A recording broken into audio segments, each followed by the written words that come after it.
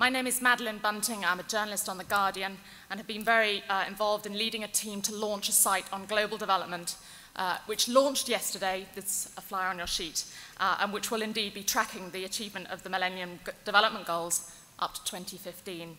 I'd like to ask Andrew Mitchell to come and give us a few words. Thank you, Andrew. Britain does have a leadership position on international development.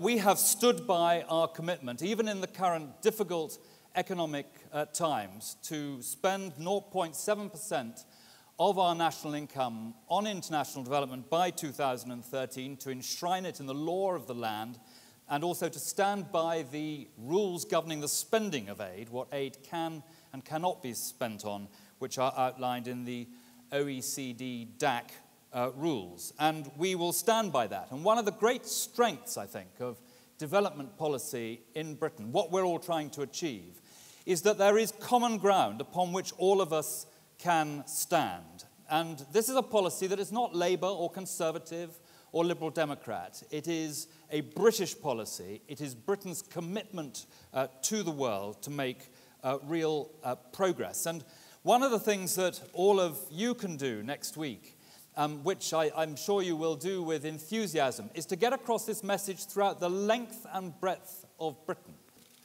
As the Prime Minister made clear when he went to the G8 summit in Canada just a few weeks after he became our Prime Minister, Britain is absolutely committed to making real progress, leading progress on this summit, and will specifically champion all of the 8 Millennium Development Goals, but with a particular focus on maternal mortality and the role of children. We want to see, in the words of Hillary Clinton, women and children front and centre on the cause of development today. This month marks the 10-year milestone of the Millennium Declaration, and the Millennium Development Goals will occupy centre stage. What are the MDGs about? To put it simply, they're about transforming the lives of billions of people living in some of the poorest parts of the world. There have been many successes over the last 10 years, but as we all know, in too many areas, progress is still falling far short. It is possible to feel overwhelmed and at times by the scale of these and other development challenges.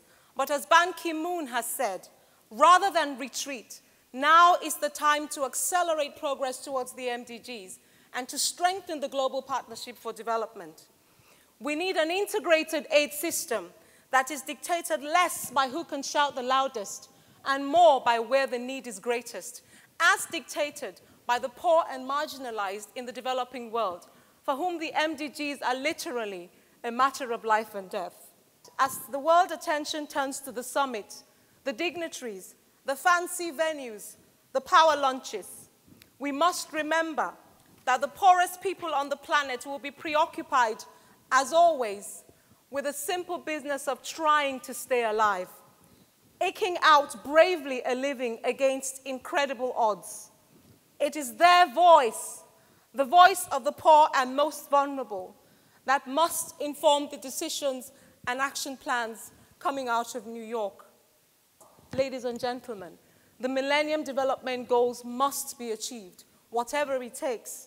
There must be a sense of urgency, and yes, even of impatience, because the poor of this world cannot wait. Thank you.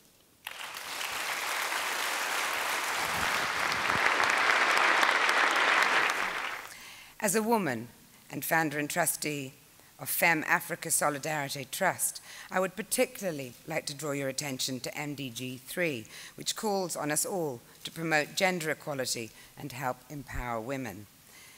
It's a tragic indictment of the feminist movement that despite 50 years of advances in the developed world, we failed almost entirely to change the dismal circumstances for millions of our sisters in less privileged societies. That it's still tolerated for girls to miss out on secondary education, for women to be denied inheritance, for women to be beaten, raped, and often find themselves and their children the first and last victims of wars they haven't started, makes a mockery of the principles we purport to hold dear. genital mutilation, the aborting of female fetuses, and the complete negation of women's basic human rights continues to be an affront to our notions of progress. It's now widely accepted that you can't alleviate poverty without emancipating women. The UN Development Programme summed up the research thus: women's empowerment helps raise economic productivity and reduce infant mortality. It contributes to improved health and nutrition. It increases the chances of education for the next generation. In other words, it's a no-brainer, as I believe the chief advisor of the World Bank also described it. In half the world, a new best-selling page-turner documenting the terrible reality of many women's lives today, journalists Nicholas Kristof and Cheryl Wooden summed up our responsibilities. In the 19th century, the central moral challenge we faced was slavery. In the 20th, it was the battle against totalitarianism. In the 21st century, it's the struggle for equality for women and their daughters around the world. I would humbly ask that together we rise to that challenge. Thank you. We either believe in the moral commitment, it is a moral commitment that we made at the Millennium Development Goals Summit 10 years ago. We either believe in those commitments and believe that they need to be delivered through thick and thin, or we do not.